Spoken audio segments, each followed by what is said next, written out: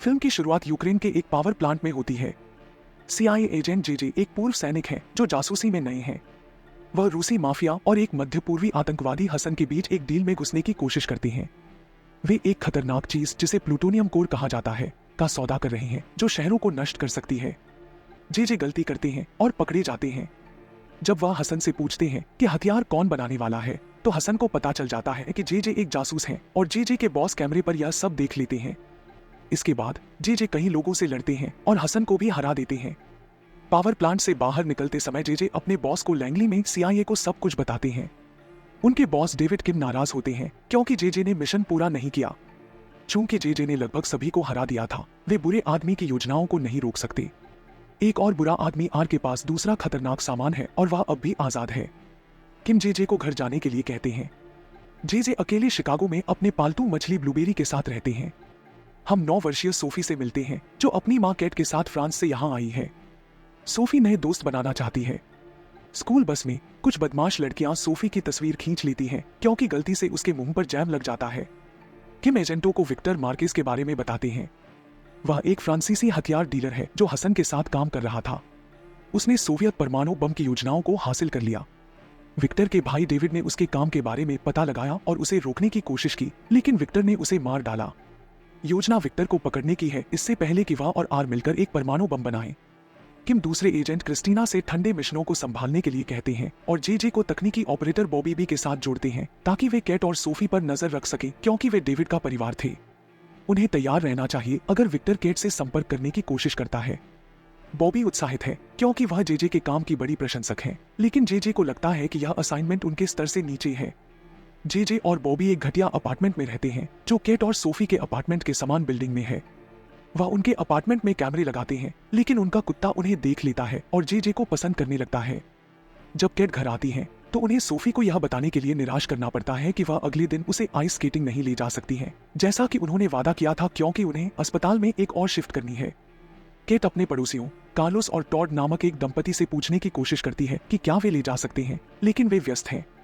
बाद में जब जेजे और बॉबी कैट और सोफी की जासूसी करने की कोशिश कर रहे होते हैं तो सोफी एक कैमरे के सामने आ जाती है जिसे जेजे ने खुले में लगा दिया था। सोफी कैमरे के नंबर को ढूंढती है और उसे जेजे और बॉबी के अपार्टमेंट तक ट्रैक करती है। वह वहां जाकर उनका वीडियो रिकॉर्ड करती है।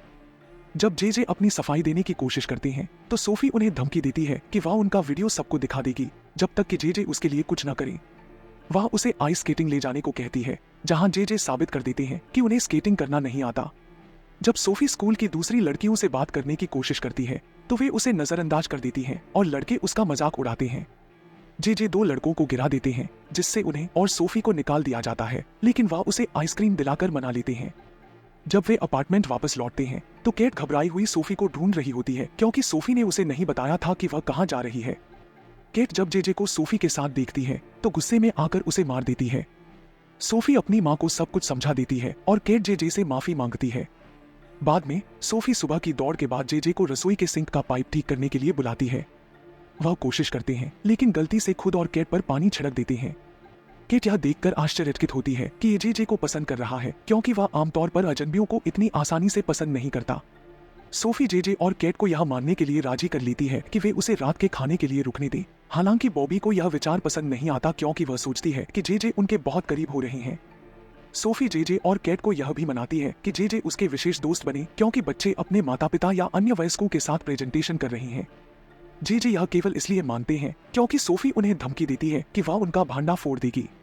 जेजे सोफी के स्कूल जाते हैं जहां उन्हें कई सफल करियर वाले लोगों के साथ रहना पड़ता है। वह अपने काम को छुपाने की कोशिश करते हैं, लेकिन जब अन्य बच्चे सोफी के बारे में बुरा भला कहते हैं तो वह बताते हैं कि वह सीआईए एजेंट हो सकते हैं और उन्होंने बहुत सी पागल चीजें देखी और की हैं। बच्चे प्रभावित होते हैं और सोफी से बात करने लगते हैं, यहाँ तक कि सोफी की टीचर भी जेजे को अपना फोन नंबर देती है, लेकिन सोफी चाहती है कि जेजे और केट एक साथ हों, इसलिए वह जेजे से वह नंबर फोड़ने को कहती है। सोफी जेजे से पूछने लगती है कि जासूस बनने के लिए क्या करना पड़ता है। पहले तो वह कुछ भी दिखाने से मना कर देते हैं, लेकिन जब सोफी बॉबी से पूछने की धमकी देती है तो वह उसे झूठ पकड़ने वाली मशीन को कैसे पास करना है, अजनबियों के अपार्टमेंट में कैसे घुसना है और लड़ाई में लोगों को चौंकाने का तरीका सिखाते हैं। बॉबी नाराज होती है कि जेजे ने यह सब सोफी को दिखाया लेकिन उसे नहीं। विक्टर एक संदिग्ध वकील कोल से मिलता है यह पता लगाने के लिए कि डेविड ने योजनाएं कहां छोड़ी। कोल कहता है कि डेविड ने उन्हें अपने सबसे अच्छे दोस्त के पास छोड़ने की बात कही थी और विक्टर समझ जाता है कि वह किसकी बात कर रहा है। फिर वह कोल को मार देता है। सोफी जेजे को वापस स्कूल दौड़कर चलने के लिए कहती है ताकि वह उसके कलाशों में उसकी प्रविष्टि देख सके। वह सोफी के काम की तारीफ करने की कोशिश करते हैं, जबकि अनजाने में एक अन्य बच्चे के काम की आलोचना कर देते हैं, यह नहीं जानते हुए कि उस लड़की और उसके माता पिता ने उन्हें सुन लिया है और वह छोटी लड़की रोते हुए भाग जाती है। जेजे केट और सोफी के साथ घर की ओर चलते हैं और जेजे केट को बताते हैं कि वह इतने लंबे समय से अकेले हैं कि उन्हें लोगों के साथ कैसे रहना है यह नहीं आता। दोनों एक दूसरे से बात करते हुए और चलते रहते हैं। वह अपनी संवेदनशीलता दिखाने के लिए एक घायल दिखने वाले कबूतर को एक ऊंची जगह पर रखते हैं, लेकिन इससे एक बाज आता है और छोटे पक्षी को उठा ले जाता है, जिसे देखकर जेजे और केट को डर लगता है। जब वे घर पहुंचते हैं तो केट जेजे को डिनर के लिए आमंत्रित करती है और वह स्वीकार कर लेते हैं। सोफी सब कुछ सुनकर बाहर आती है और उत्साहित होती है, लेकिन जब वह जेजे से नृत्य करने के लिए कहती है तो वह कुछ काफी शर्मनाक मूव्स दिखाते हैं, जिन्हें वह अपनी मां को न दिखाने की विनती करती है। डेट की रात जेजे को कार्लोस और टॉड देखते हैं और उन्हें केट के लिए प्रेजेंटेबल दिखाने के लिए जल्दी से एक मेकओवर देते हैं। सोफी और बॉबी अपार्टमेंट से जेजे पर नजर रखते हैं। जेजे केट को अपने बारे में सच बताने की कोशिश करते हैं, लेकिन एक गाना बजने लगता है और केट नृत्य करना चाहती है। सोफी और बॉबी के निराश होने पर भी जेजे नृत्य करने लगते हैं। बाद में जेजे सोफी की गणित का होमवर्क में मदद करते हैं और केट कहती है कि उनके जीवन में जेजे का होना ताजगी की तरह है। सोफी उन्हें एक ड्राइंग भी देती है जो उसने उनके दोनों की बनाई थी। विक्टर और आर मिलते हैं और अपने गुप्त स्थान पर जाते हैं, जिसे क्रिस्टीना देख रही होती है। वह किम को रिपोर्ट करती है, जो अपने एजेंटों को कदम उठाने के लिए कहता है। जब विक्टर और आर को देखा जाता है तो वे इमारत में भागते हैं, जो विस्फोट हो जाती है। एजेंट सोचते हैं कि वे मर गए हैं, लेकिन विक्टर को अपने गुर्गों के साथ निकलते हुए देखा जाता है। मिशन की विफलता के बाद किम जेजे और बॉबी को लैंगली वापस बुलाता है और उन्हें बताता है कि वे नौकरी से निकाले जा रहे हैं, क्योंकि जेजे केट और सोफी के बहुत करीब हो गए थे। जेजे और बॉबी अलग हो जाते हैं और जेजे को केट को सच बताना पड़ता है। वह गुस्सा होती है, लेकिन और भी ज्यादा जब सोफी यह समझाने की कोशिश करती है कि उसे सब पता था। जेजे अपार्टमेंट में रहते हैं और उदासी में जंक फूड खाते हैं। सोफी उनसे मिलने जाती है, यह दिखाने का नाटक करके कि वह एक को टहला रही है। वह उसे वापस ले जाती है और आंसुओं में कहती है कि वे शायद कभी एक दूसरे को नहीं देख पाएंगे, लेकिन जेजे वादा करते हैं कि वह उसे कभी नहीं भूलेंगे। जब बॉबी कंप्यूटर बंद करने की तैयारी कर रही होती है तो वह देखती है कि विक्टर और उसके गुंडे केट और सोफी के अपार्टमेंट में घुस गए हैं और उन्हें बंधक बना लिया है। उसे पता चलता है कि डेविड का सबसे अच्छा दोस्त था और वास्तव में योजनाएं एक कॉलर में पाई जाती हैं। जेजे हस्तक्षेप करने की कोशिश करते हैं, लेकिन उन्हें भी पकड़ लिया जाता है। कार्लोस और टॉड फिर आते हैं और गुंडों को बेहोश कर देते हैं, लेकिन पता चलता है कि वे भी स्वतंत्र ठेकेदार थे जो योजनाओं की तलाश में थे। बॉबी कुछ बंदूकें ले आती है और मदद करने की कोशिश करती है, लेकिन वह एक बंदूक गिरा देती है जिससे गोली चल जाती है और अपार्टमेंट में फायरिंग हो जाती है, जिससे विक्टर को योजनाएं और सोफी को पकड़ने का मौका मिल जाता है। जेजे उनका पीछा करते हैं और केट अपनी कार लेती है ताकि वे विक्टर का पीछा कर सके। विक्टर एयरफील्ड की ओर भागता है, सोफी और योजनाओं के साथ भागने की कोशिश करता है। जेजे वहां पहुंचकर रनवे को ब्लॉक करने के लिए एक ट्रक लेते हैं।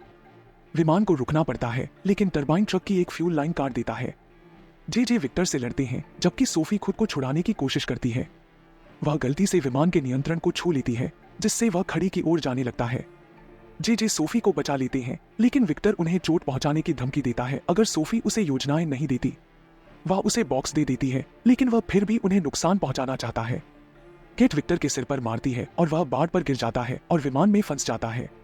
जेजे विमान को खाई के ऊपर धकेल देते हैं, जिससे विक्टर की मौत हो जाती है और योजनाएं वापस पा ली जाती हैं। जेजे और बॉबी को उनकी नौकरी वापस मिल जाती है। जेजे किम से कहते हैं कि वह बॉबी के साथ शिकागो में रहना चाहते हैं और वह वैन में रहना चाहती है। जेजे केट के साथ वापस आ जाते हैं और सोफी और उसके दोस्तों के साथ आइस स्केटिंग करने जाते हैं। वह फिर से अपने डांस मूव्स दिखाते हैं और सोफी के सहपाठियों से कहते हैं कि वह प्रैक्टिस कर रहे थे।